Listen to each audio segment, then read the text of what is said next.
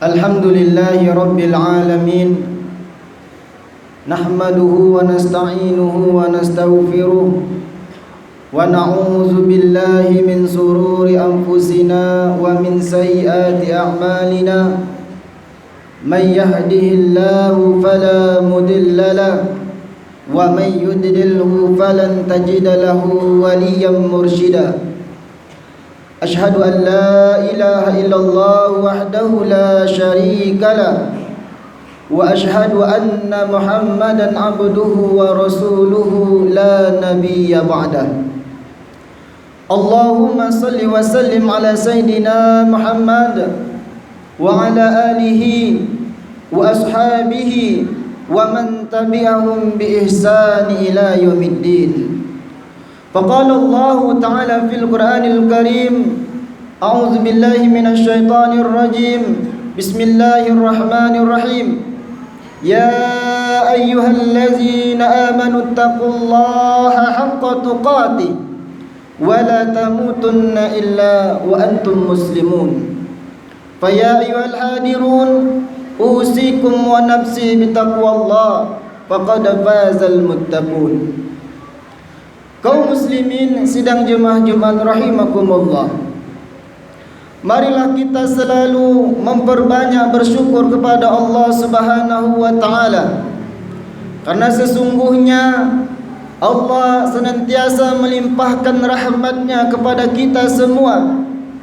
Dan salah satu rahmat yang kita rasakan pada hari ini, Allah mengizinkan kita untuk bersama-sama mengabdikan diri, menghambakan diri beribadah kepada Allah Subhanahu wa taala, yakni melaksanakan ibadah fardu Jumat, tidak lain dan tidak bukan adalah izin dari Allah Subhanahu wa taala. Kemudian selawat beserta salam kita sampaikan buat nabi kita, yakni Nabi Muhammad sallallahu alaihi wasallam, dengan mengucapkan Allahumma salli ala Sayyidina Muhammad wa ala ali Sayyidina Muhammad. Mudah-mudahan dengan selalu kita memperbanyak selawat kepada baginda Rasulullah sallallahu alaihi wasallam, kita mendapat syafaat di yaumil mahsyar nanti, dan insya-Allah dengan izin Allah juga kita dipertemukan kembali oleh Allah Subhanahu wa taala bersama dengan Nabi kita Nabi Muhammad sallallahu alaihi wasallam, yakni di dalam surganya Allah Subhanahu wa taala. Amin ya rabbal alamin. Kaum muslimin sedang jemaah Jumat rahimakumullah, sebelumnya khatib berwasiat kepada kaum muslimin yang hadir, terkhusus bagi diri khatib pribadi, marilah kita selalu tingkatkan keimanan dan ketakwaan kita kepada Allah Subhanahu wa taala, yang mana sesungguhnya dalam hidup dan kehidupan yang kita jalani sekarang ini, tidak ada yang bisa menjamin sejauh mana Allah mengizinkan kita menghirup udara ini, sejauh mana Allah mengizinkan kita menikmati kehidupan dunia ini. Tidak ada yang bisa menjamin. Maka marilah kita bersama-sama berusaha selalu meningkatkan iman, selalu meningkatkan takwa kita kepada Allah dengan cara melaksanakan seluruh perintah Allah dan menjauhi seluruh larangan-larangan Allah. Kaum muslimin sedang jemaah Jumat rahimakumullah, selalu disampaikan setiap khutbah Jumat bahawa kita diperingatkan untuk selalu meningkatkan ketakwaan kita kepada Allah Subhanahu wa taala. Di samping itu juga sebenarnya Allah Subhanahu wa taala telah banyak menyampaikan di dalam firman-Nya bahawa Allah menyuruh kita untuk selalu bertakwa kepadanya. Banyak ayat Al-Quran yang mengatakan ittaqu wattaqu, yang artinya semuanya adalah mari kita bersama-sama bertakwa kepada Allah Subhanahu wa taala.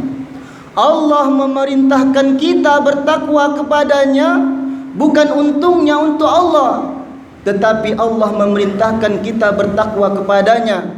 Itu adalah bukti Allah sayang kepada kita dan tidak mau mengabaikan kita sebagai hambanya, dan Allah mengharapkan kepada kita bahwa kita menjadi hamba-hambanya yang tentunya Allah pilih dan Allah jadikan sebagai penghuni surganya. Kaum muslimin sedang jemaah Jumat rahimakumullah, sesungguhnya bagi orang-orang yang bertakwa, Allah Subhanahu wa taala telah berikan balasan.